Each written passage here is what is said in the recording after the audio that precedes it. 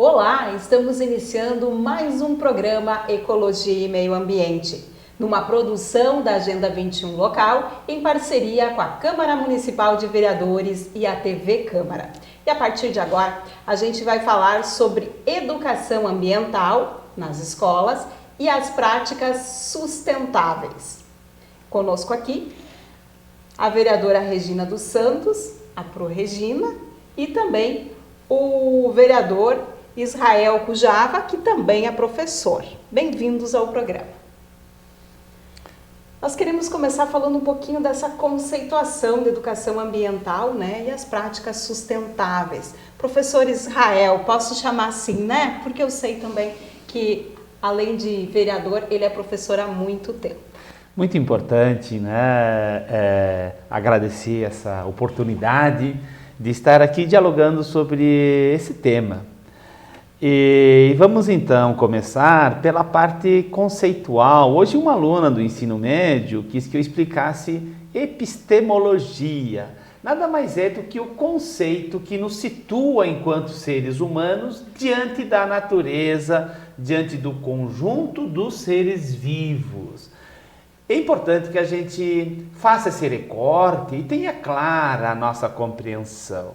Os problemas ambientais, eles estão associados com essa visão. Portanto, nós saímos de uma visão na história da cultura humana antropocêntrica, onde o homem não se preocupava com o meio ambiente, né? Ele tinha uma relação meramente instrumental de uso. A partir da metade do século passado, com os problemas ambientais e com a própria evolução humana do conhecimento, o meio ambiente voltou a ocupar centralidade. Então, quando vamos falar em educação, apesar de estar 30 anos envolvido em sala de aula, na educação básica, no ensino superior quase 2 décadas, agora na educação básica, Escola Arco Verde, a educação, eu não consigo imaginar a educação apenas educação institucional, não consigo imaginar a educação apenas na escola, mas é o todo, né? É o conjunto do comportamento social. E nós temos algumas situações aqui em Passo Fundo, na nossa cidade, que especificamente nesses últimos meses temos nos apropriado, aprofundado, estamos trazendo esse debate no curto espaço que temos na Câmara de Vereadores, que é a nossa relação passofundense com os resíduos que nós produzimos, né? Então, a realidade impactante de quem vai no local e vê, né, a central de transbordo, aquela quantidade, aquelas aproximadamente 150 toneladas de resíduos sólidos, nada separado, nenhuma grama. Por si só, essa é uma realidade que didaticamente devemos olhar e a gente, né, pode seguir falando. Porque impacta, não é, diretamente a vida das pessoas, e a gente já falou muito sobre esse tema aqui, sobre os resíduos. Mas, professora Regina, posso chamar assim, né, também a vereadora, porque é como ela gosta de ser chamada, como ela é conhecida, não é, Pro? Eu gostaria que a senhora falasse um pouquinho da sua experiência enquanto professora em sala de aula, né? E como é que se trabalha essa questão da educação ambiental, né? Porque é o nosso dia a dia, né? Nós somos o meio ambiente, né? Não está dissociada, como o próprio vereador Israel acabou de falar, né? Boa noite, Márcia. Boa noite, Israel. É uma satisfação poder estar aqui e debater esse tema que é tão importante para nós, sobretudo para mim, assim, que defendo, né, esta pauta da educação e educação ambiental. Ela é algo que a gente ainda precisa avançar muito. Sempre quando a gente fala em educação sempre se remete a desenvolvimento, a transformação, né, a novos conhecimentos, a mudança de hábito. Quando a gente olha para a educação ambiental e a gente vê hoje esse cenário, esse triste cenário, né, diante dessa pauta, onde muitas vezes os dados é algo que vem nos preocupando muito, vem nos trazendo aí uma leitura de que precisa mudar essa nossa relação enquanto seres humanos com o meio ambiente. E como que a escola, né, e aí ter este tema, né, ter essa disciplina, educação ambiental, mesmo que ela aconteça de forma interdisciplinar, ou seja, todas as disciplinas devem estar abordando essa temática, mas é como que a escola contribui na sua função, seja meio formal ou a educação informal, como que a gente avança nessa perspectiva de relação com o meio ambiente. E aí a educação tem um papel muito fundamental voltado à questão da transformação mesmo, a transformação dessa relação, desses hábitos. Por que eu estou dizendo isso? Porque eu acho que a gente precisa entender, né, como que se dá isso na escola. Às vezes a gente reduz essa temática a alguns períodos em específicos, por exemplo, a Semana do Meio Ambiente. E parece que a gente só tem que tratar dessa temática na escola durante a Semana do Meio Ambiente. Ou ainda, a sociedade vê que é um tema direcionado somente para a escola, que só lá na escola a gente tem que discutir educação ambiental e não a cidade de Passo Fundo tem que avançar nessa temática. Então são conceitos que eu acho que é importante a gente quebrar alguns paradigmas que já vêm, né, sendo estruturado frente a esse tema. Eu penso assim, Márcia, na minha experiência, que é de professora de educação infantil, e aí a educação ambiental sempre está muito voltada à questão da criança e essa ideia de que a criança, a gente formando a criança, a gente vai trazer que tenhamos adultos mais responsáveis. Eu concordo plenamente. Mas a educação ambiental, ela precisa ser trabalhada com a criança, com o adolescente e com os adultos, de formas diferentes. Como professora de educação infantil, eu sempre tive uma relação muito afetiva com essa temática. Porque eu tenho o conceito, vereador Israel, que é tudo que a gente ama, a gente cuida.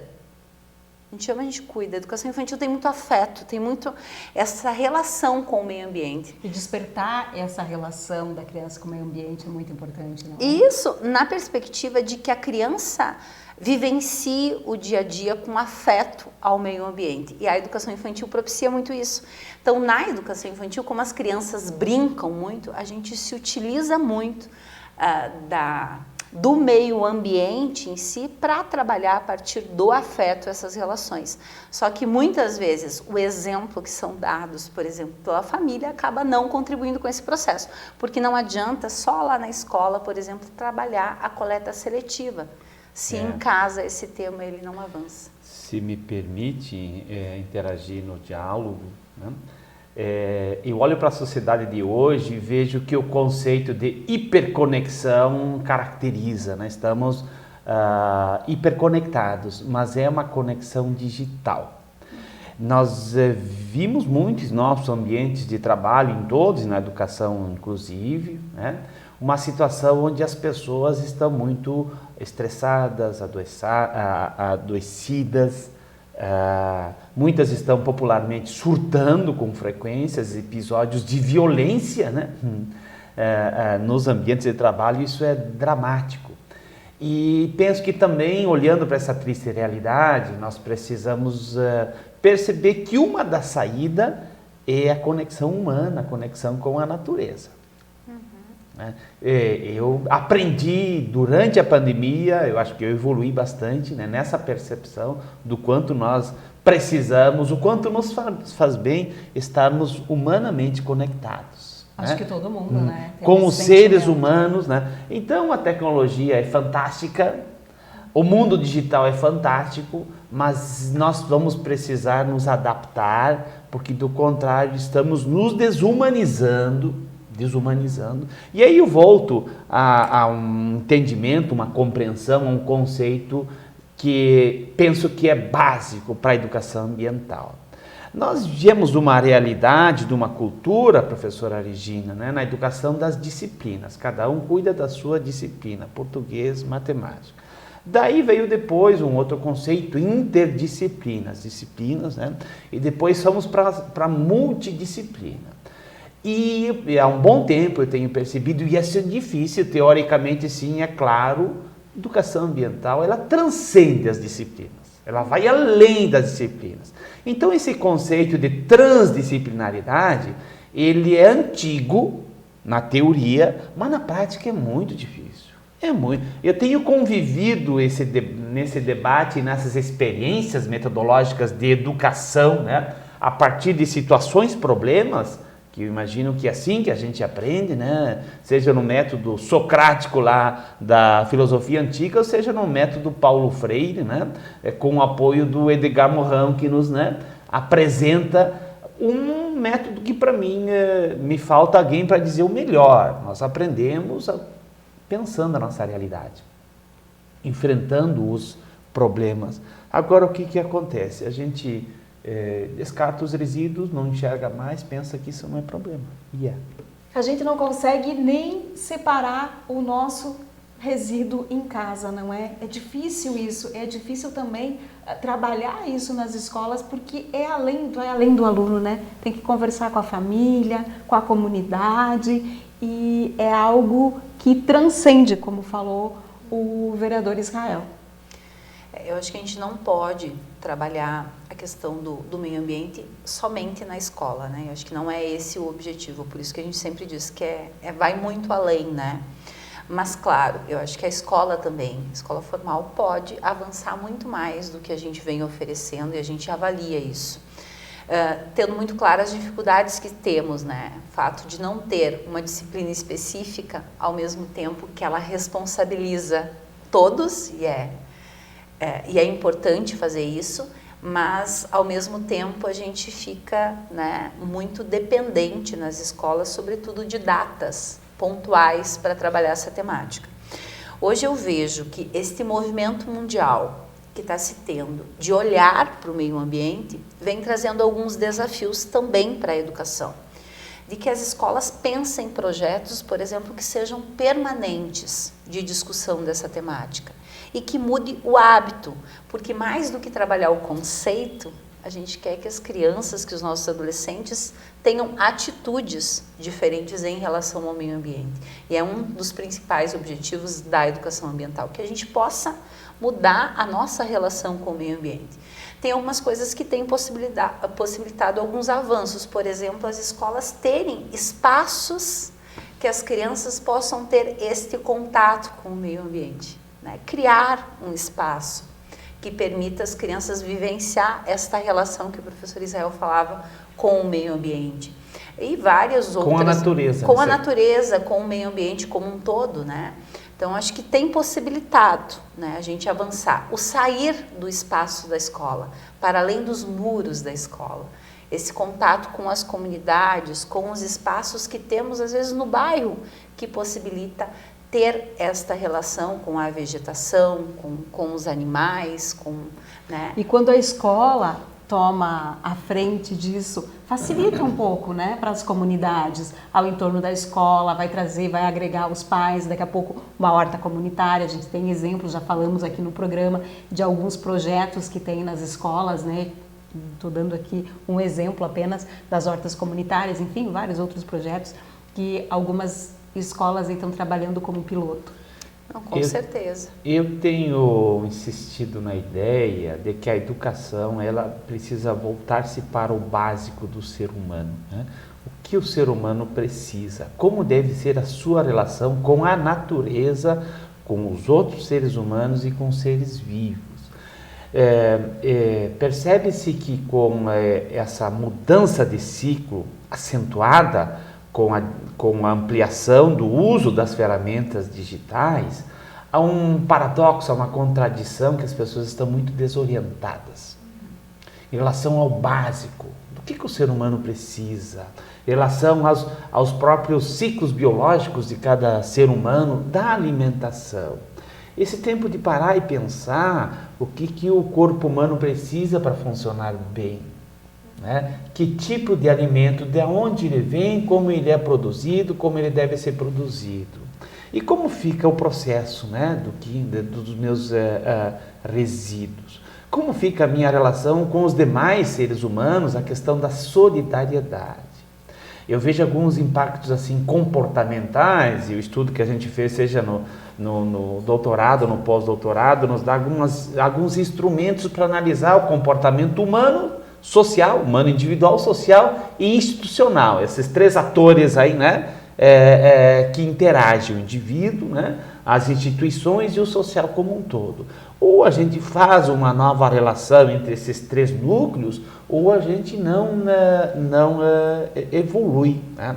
Então, é preocupante quando alguns pais legitimaram o comportamento dos filhos que ficam, né, completamente isolados, né, do mundo material, do mundo ambiental, e ficam no mundo virtual apenas. Ah, que bom que ele está lá no quarto, pelo menos ele está seguro, mas ele está adoecendo. Ele está se desorientando, né? E se ele fosse incentivado, como eu tive o privilégio, né, e você também, Liginha, de ter uma criação mais integrada com a natureza, a saúde dele, né, provavelmente seria melhor. Certo. A gente vai a um breve intervalinho e voltamos. Aí vamos falar um pouco sobre as ações que o Legislativo também está fazendo, através dos vereadores aqui, para trabalhar essa questão também aqui na Casa Legislativa sobre a questão do meio ambiente, educação ambiental e sustentabilidade. A gente já volta.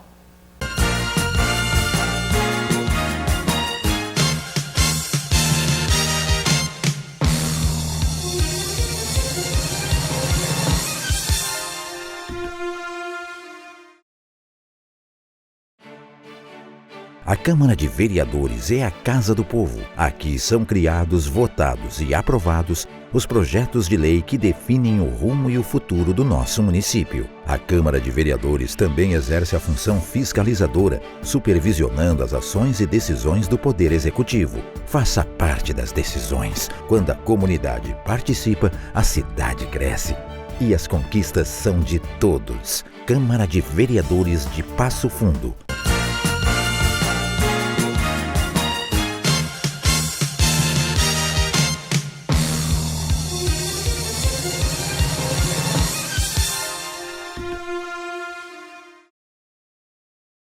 Retornamos com o programa Ecologia e Meio Ambiente e nós estamos falando sobre educação ambiental nas escolas e também as práticas de sustentabilidade. Conosco aqui a vereadora Regina dos Santos, também o vereador Israel Cujava.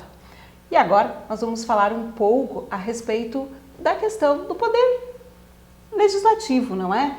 De que forma a Câmara de Vereadores trabalha essas questões. A gente sabe que já foi aprovada, está sendo instalada a Frente Parlamentar Mista de Recursos Hídricos para fazer essa discussão também. Então, o que estamos sendo feitos de trabalhos e ações aqui na Casa Legislativa? De que forma vocês percebem isso, já que é a primeira legislatura de ambos?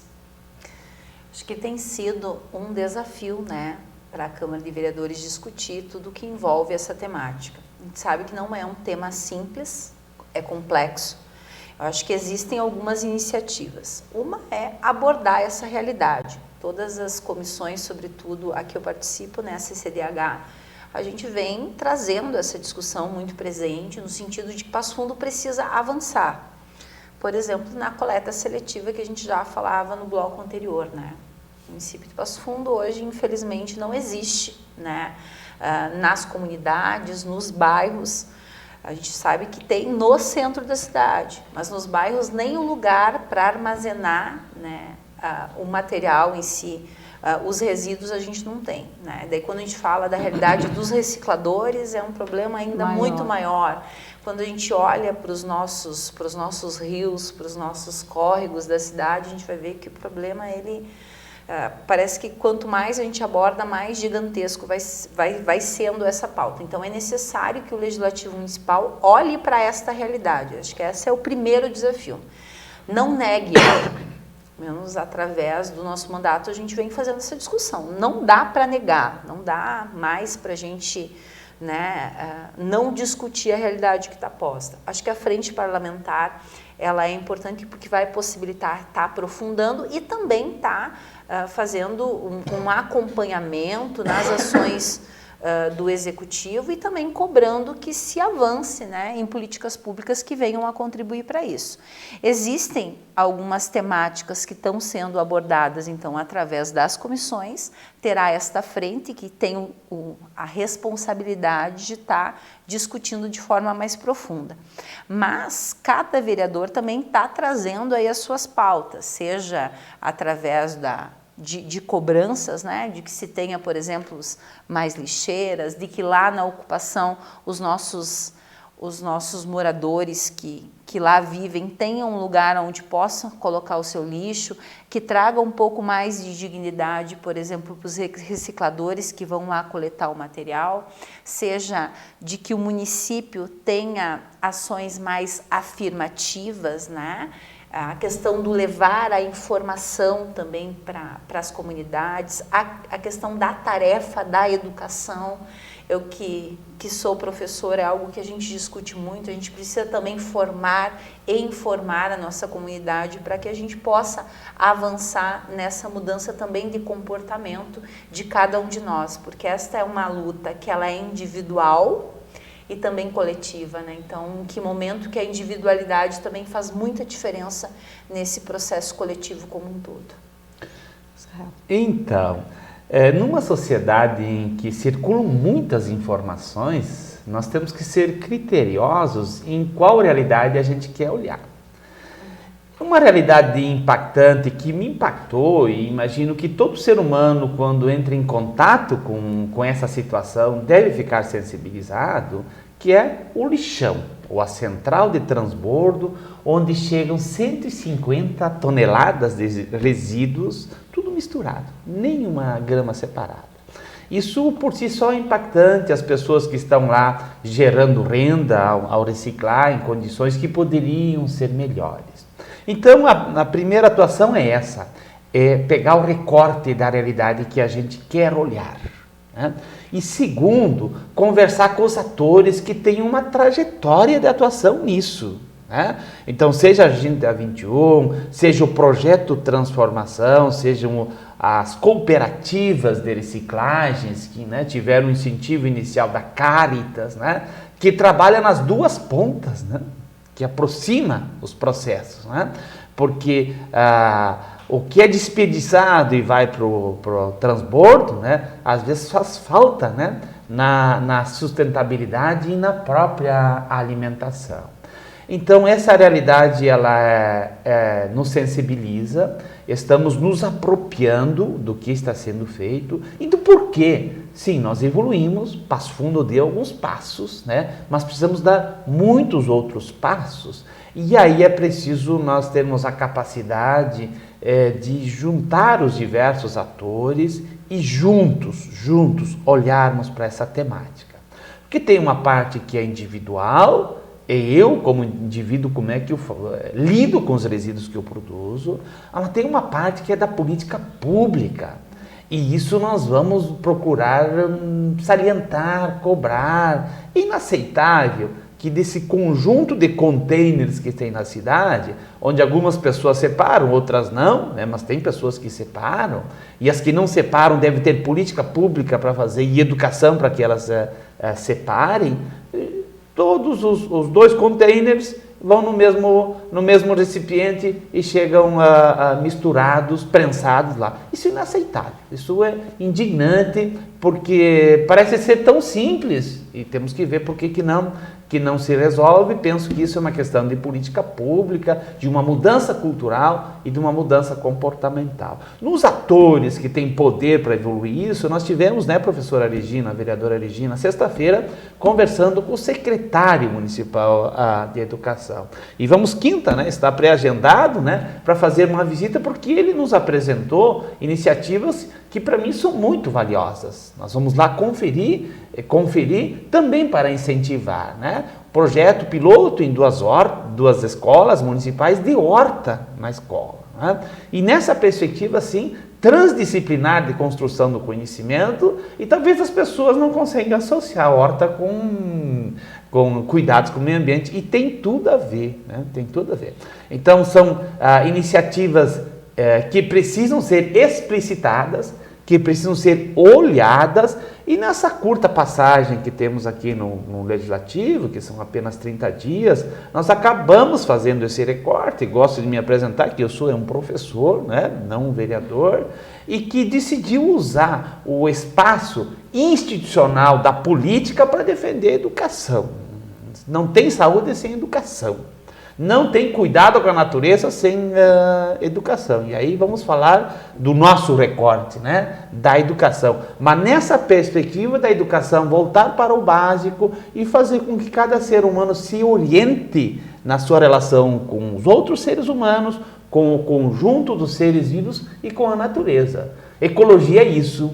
Ecologia é o ser humano saber olhar para si próprio e a relação com o todo, com a terra, com o universo. Mas às vezes são ações básicas, não é? De como eu faço na minha casa, de como eu separo o meu lixo. A gente voltando só para essa temática dos resíduos, né? A gente fala que lá no bairro não chega muitas vezes as lixeiras, né? Para que o pessoal consiga deixar o seu resíduo lá, mesmo separar, pior ainda, não é, professora? Mas nós temos na área central containers separados e as pessoas não conseguem fazer isso. E aí você entende que na área central as pessoas são mais esclarecidas, têm mais acesso, né, a conhecimento, a buscar esse conhecimento, e a gente continua marcando passo há quanto tempo em relação, desde quanto tempo que nós temos esses containers no centro da cidade. Então, é essa questão também que o poder público, né, precisa fazer esse diálogo com a comunidade, não é, Pro Regina? De que forma vocês também percebem isso enquanto pessoas públicas, enquanto legisladores, para fazer essas provocações, né? E aqui eu estou dando exemplo só do resíduo, mas várias outras provocações que muitas vezes não é falta também de conhecimento. Eu acho que é uma questão cultural e que tem que começar a ser descortinado isso para as pessoas terem um maior entendimento e se aperceber disso, né? Enquanto indivíduos, como o próprio professor falou, né? Para mim está muito associado isso ao que eu chamo de tarefa de educação, né? Acho que por isso que eu digo que é individual e também é coletivo. Eu acho que a formação precisa caminhar de forma paralela a toda e qualquer ação que venha se ter de tentar, de possibilitar que tenhamos recursos, políticas públicas que venham a contribuir para a preservação do meio ambiente. Eu acho que a gente precisa trabalhar de forma paralela. Eu acho que quando a gente fala na questão da coleta seletiva, né, não é só o container, é a organização dos recicladores, é a adequação dos espaços, é um todo que precisa ser mudado, e também, né, o hábito em si das pessoas. Isso não se muda do dia para a noite. E a gente falava antes de educação ambiental, né, de formar as nossas crianças, os nossos adolescentes, para que eles venham a mudar esse comportamento em relação a esse meio ambiente.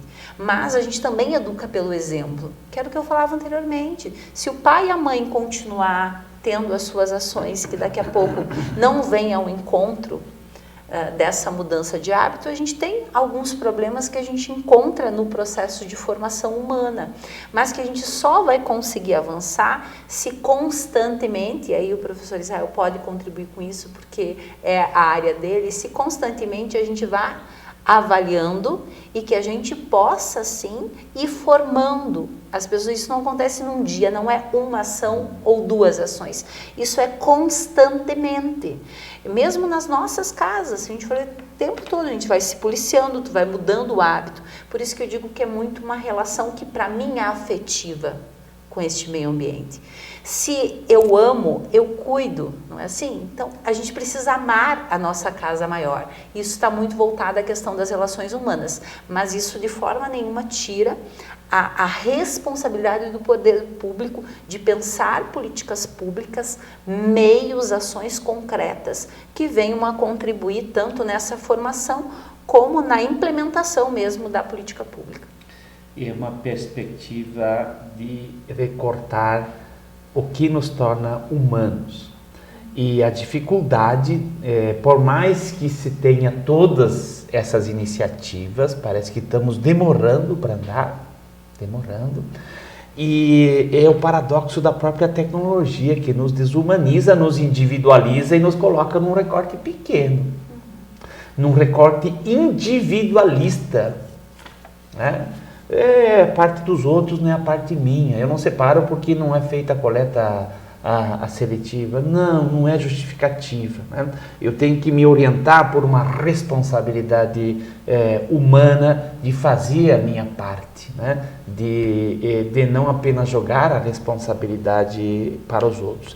Então precisamos assimilar, né? Assimilar esse impacto, né? Da cultura individualista, consumista, de não olhar para o outro ser humano que está aí, que, né, tem que ser olhado e que pode ter sua condição de vida melhorada se tiver acesso, né, aos nossos resíduos, que para nós não servem mais, né, que não tem mais uso. Se eu separá-los, ele vai poder ter uma condição melhor, uma renda melhor. Isso para mim é consciência humana, é você sair do individualismo. Penso que a sociedade pré-pandemia chegou ao extremo do individualismo. A pandemia foi um chacoalhão e também uma oportunidade para nós retornarmos ao básico. Mas, infelizmente, ao olhar o comportamento social, ao olhar o ritmo como as pessoas estão levando as suas vidas, né, nós vamos ter que ser muito persistentes, professora Regina, e pessoas que estão interessadas nesse tema. Ser persistentes, não desistir, sabendo que essa evolução ela é lenta, ela demanda uma mudança cultural e uma mudança comportamental. E é preciso juntar os atores, é preciso mostrar a realidade e juntar as forças de quem tem iniciativas. Infelizmente é lenta até demais, né, professor? Porque se a gente for ver hoje as nossas ações, o impacto tem sido muito negativo no meio ambiente, né? E o meio ambiente não está conseguindo dar conta, né, de suportar todas as ações humanas, né?